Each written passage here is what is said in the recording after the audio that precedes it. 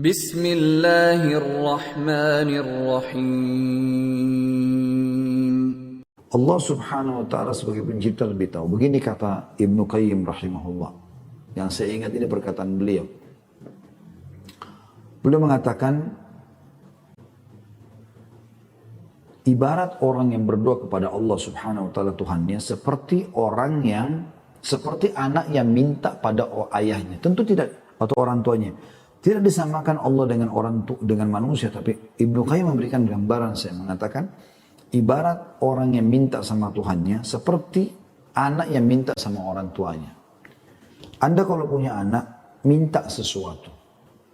Misal dia minta agar diizinkan keluar dengan temannya. Dan Anda sebagai orang tua, tahu benar temannya ini buruk.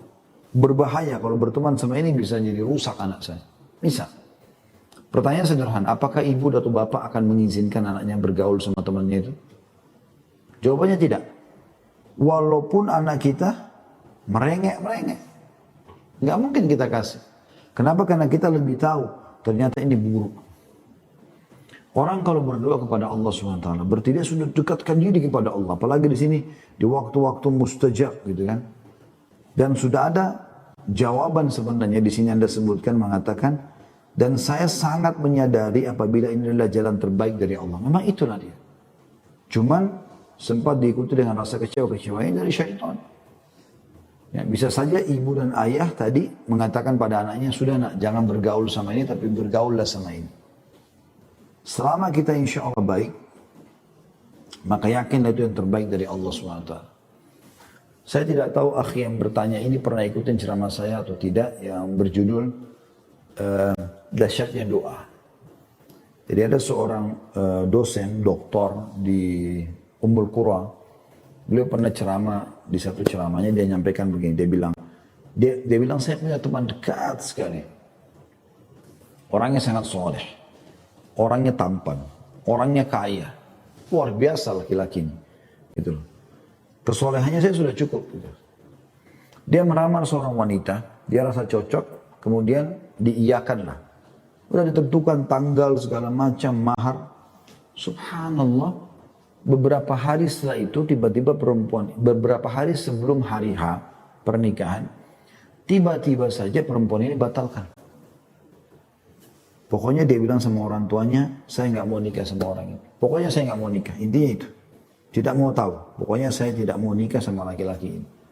Bayangkan aja, perkataan ini luar biasa. Afwan, sebelum saya lanjutkan, ikhwan, dicukupkan ya pertanyaannya ini. Jangan ditambah lagi, sudah banyak ini. Jadi akhirnya dia bilang, cobalah laki-laki ini ngelobi kepada orang tuanya tanya anak perempuan ini, pokoknya anak perempuan sudah tidak mau. Intinya batalkan pernikahan ini. Kata Dr. Muhammad ini, dia bilang, saya setiap kali ketemu teman saya, masuk di masjid ketemu doa antara azan dan iqamah. Kalau setiap kali ketemu, doanya dia tidak pernah lepas. Ya Allah, kembalikan wanita itu, saya suka sama dia, jadikan istri saya. Ngerengek. Kalau kita yang melihatnya, kita mengatakan ini pasti Allah ijabah udah. Tapi Dr. Muhammad bilang, uniknya, saya melihat Allah nggak mudahkan dia menikah dengan wanita itu. Bahkan wanita ini rupanya menunggu sampai hari H pernikahan, yang sudah ditentukan tanggal tertentu, lewat itu ada laki-laki lain lamar, diterima sama dia. Menikahlah perempuan tersebut. Kata Dr. Muhammad, saya justru tahu bagaimana sayangnya Allah kepada teman saya. Ya. Bahkan lebih sayang daripada orang tua kepada anaknya. Ya. Itu adalah pada saat wanita itu nikah sama laki-laki yang jadi suaminya sekarang. Teman saya sudah berhenti berdoa. Sebulan setelah pernikahan wanita tersebut, ternyata wanita ini dideteksi punya kanker payudara di sebelah kanan. Wa na'udzubillah. Dan ternyata tidak ada cara lain kecuali harus dipotong payudaranya. Jadi baru sebulan menikah dipotong payudara kanan. Tentu ini sesuatu kekurangan yang luar biasa dalam pengantin baru gitu kan. Sebulan kemudian ternyata kanker sudah menyebar ke payudara sebelah kiri, harus dipotong yang kedua. Jadi tanpa payudara sekarang. Bulan ketiga, kata Dr. Muhammad, ini kisah nyata terjadi. Jadi ada urat saraf di bagian belakang, otak belakangnya perempuan ini, itu yang bermasalah sehingga kedua matanya buta. Dan bulan keempat meninggal wanita ini.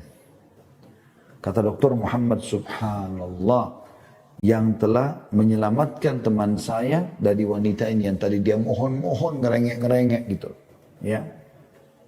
Kata Dokter Muhammad, andai saja dia jadi nikah sama wanita itu, maka dia hanya menghabiskan waktunya untuk mengurus wanita itu bolak-balik keluar rumah sakit. Belum lagi penderitaan dalam hatinya. Maka ini lebih ringan bagi dia. Seperti itu. Allah subhanahu wa ta'ala juga menekankan dalam Al-Quran, bisa saja kalian suka sesuatu tapi itu buruk buat kalian. Bisa saja kalian benci sesuatu tapi itu baik buat kalian. Allah lebih tahu dan kalian tidak tahu. Yang penting Anda sudah ikhtiar. Insya Allah ke depannya di waktu-waktu akan datang Anda pasti akan melihat itu ya. Hasil daripada doa ini.